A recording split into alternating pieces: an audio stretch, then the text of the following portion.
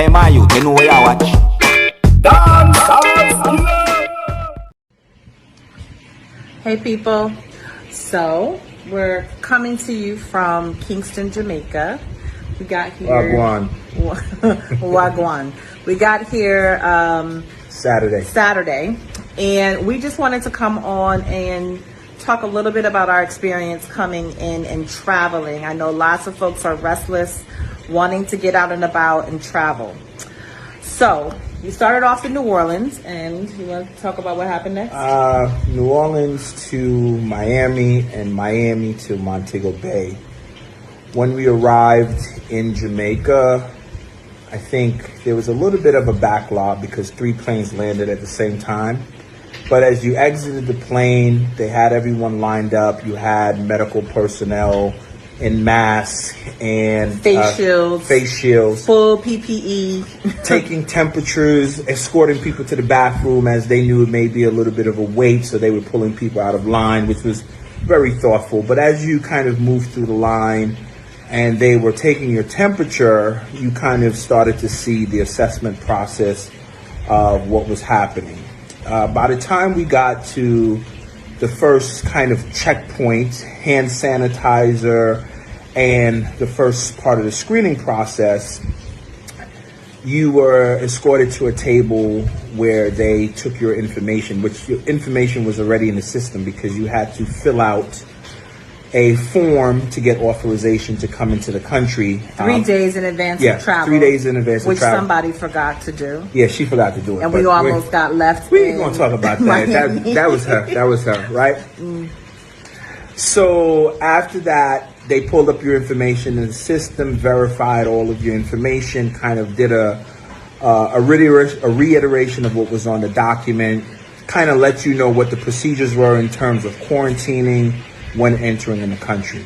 So then they informed us, or asked us basically, informed us, do you understand you will be getting a corona test today before you leave the airport? Right. So we left that space, finally got to immigration. So we gave our immigration documents and then moved on to customs. Meanwhile, every 5 to 10 feet, someone is spraying you with hand sanitizer. White rum.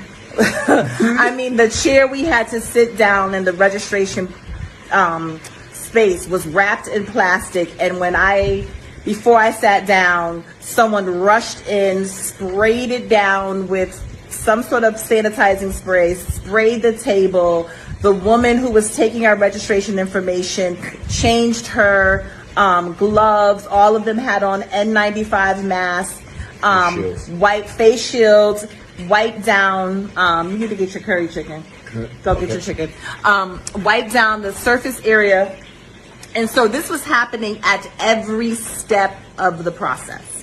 So after that, we go through immigration. After immigration, we head in to get our bags. Before entering the baggage area, we are sprayed again.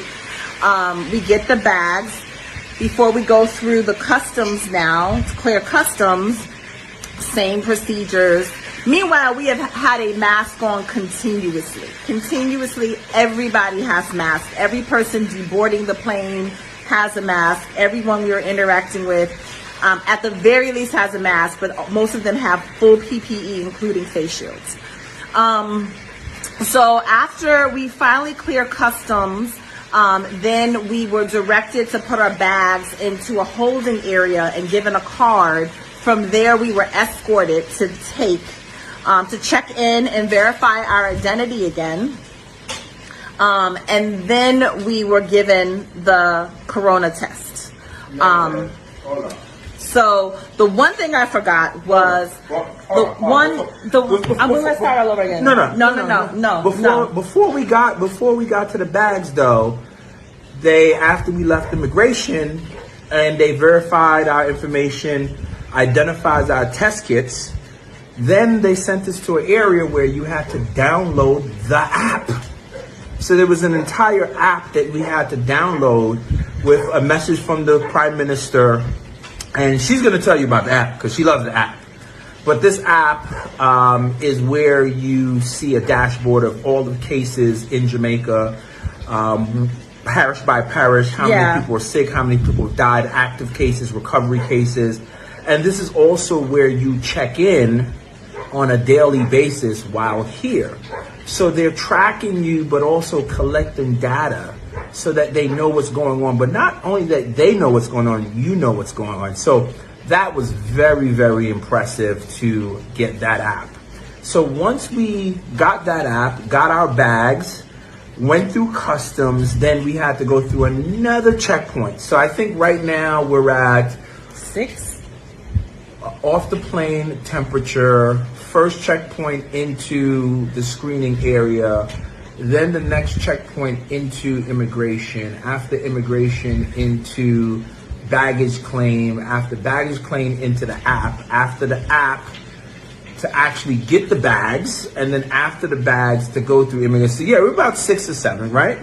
So then we enter into this next line, we go outside, they take our bags, store them, and then we had to go to this other line where we had now downloaded the app, we had been sanitized about 6 times, and we were given these documents to show that we had gone through these procedures and that all of the paperwork matched from when we signed up online to what we confirmed to when we were on the ground.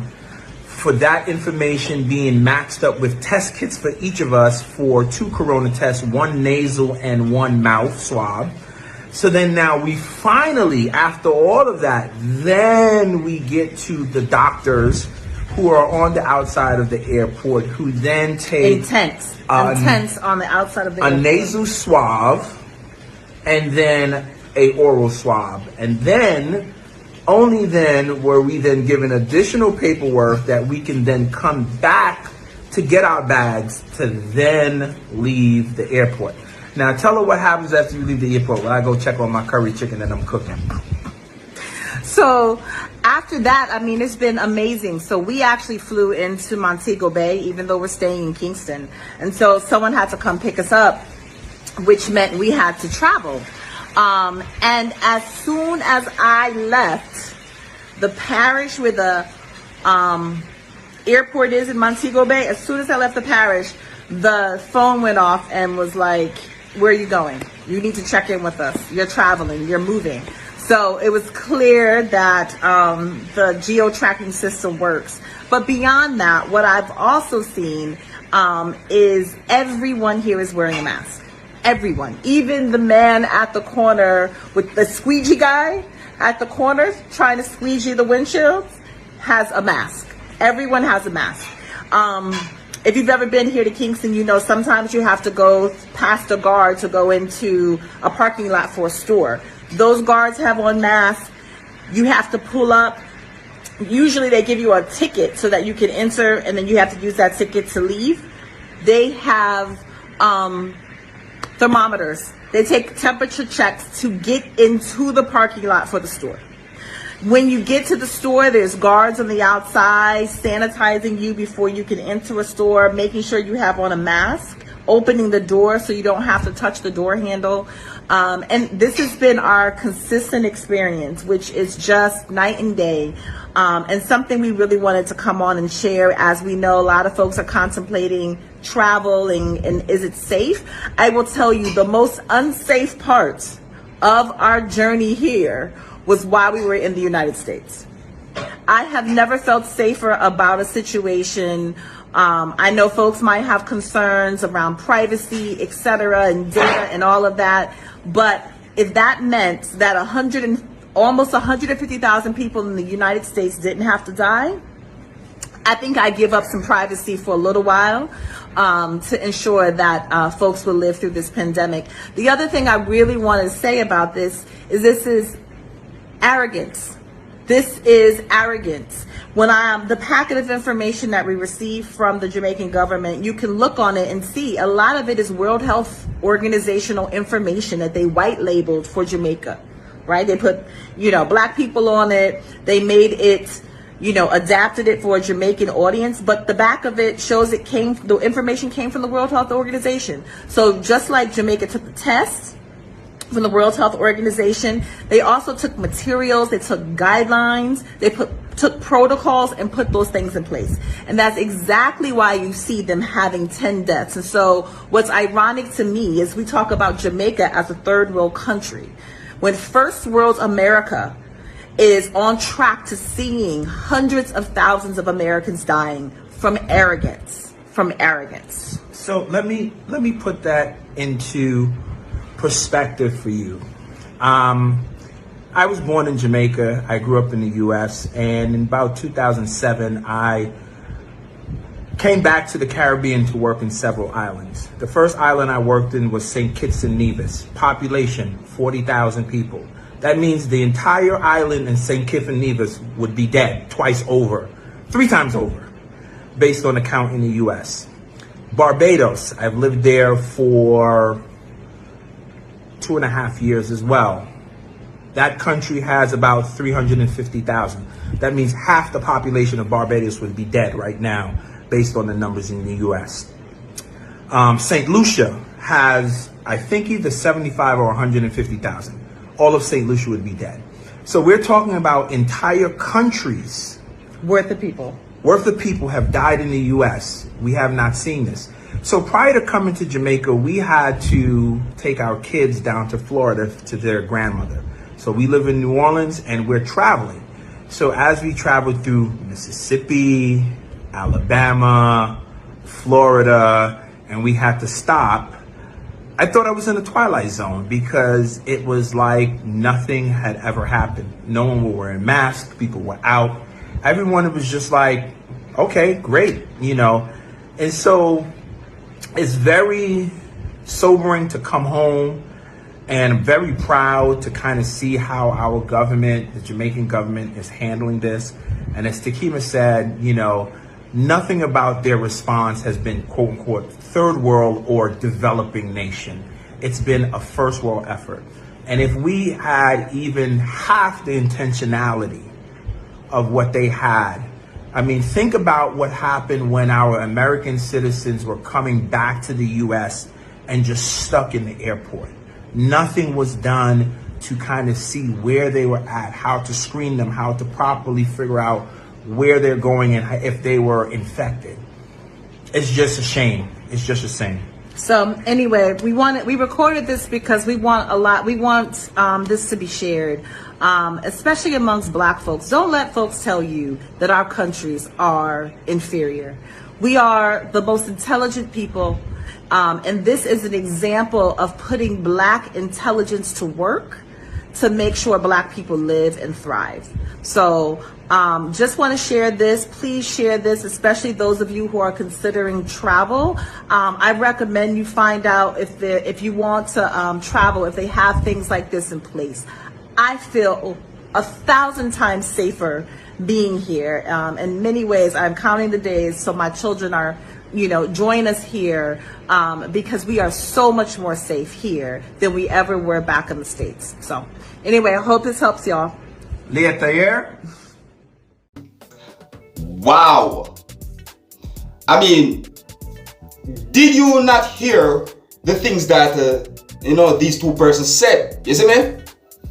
They're saying that they feel safer in Jamaica than the United States of America, during this whole COVID-19 pandemic. You see me? Yeah, they said that with the whole the whole airport check-in to see if persons have the COVID-19 and the whole test and the whole settings. They are saying that it is a first world effort. Wow. Like really, yo. Me feel good. Me feel good to hear that. Me feel good, yo. Me feel good to hear, to hear these things coming from persons that are traveling from somewhere in the world coming to Jamaica. You see? Prime Minister, Mr. Andrew Holness, big up yourself. You see me? Health Minister, big up yourself. Yes, Health Minister, big up yourself. Yeah, Mr. Tufton, big up, you see? Anyways, viewers and subscribers, I just presented to you a video that shows two persons explaining, are trying to let persons out there know their experience and how they feel about traveling to Jamaica. You understand me? Viewers and subscribers, I listen carefully the things that they had said, and I feel good about the things that they said. You see me? Yes, you know that there's going to be a little part where some things might be a little off, I just saw life go, but big up and respect to these two persons, viewers and subscribers. You see me? Yeah, big up and respect to these two persons. You see it? Alright, anyways, here's where I'm going to leave it, viewers and subscribers. Let me know what you think about the things that these two persons had said, you see me? And until the next time, if you're new to the channel, don't be afraid to click the subscribe button. My name is Dancehall Skilla. Big up on yourself. You see it? Hey, my youth, you know where you watch? Dancehall Skilla! Yeah, man. Hey, yo, Skilla! You are watching Dancehall Skilla Entertainment.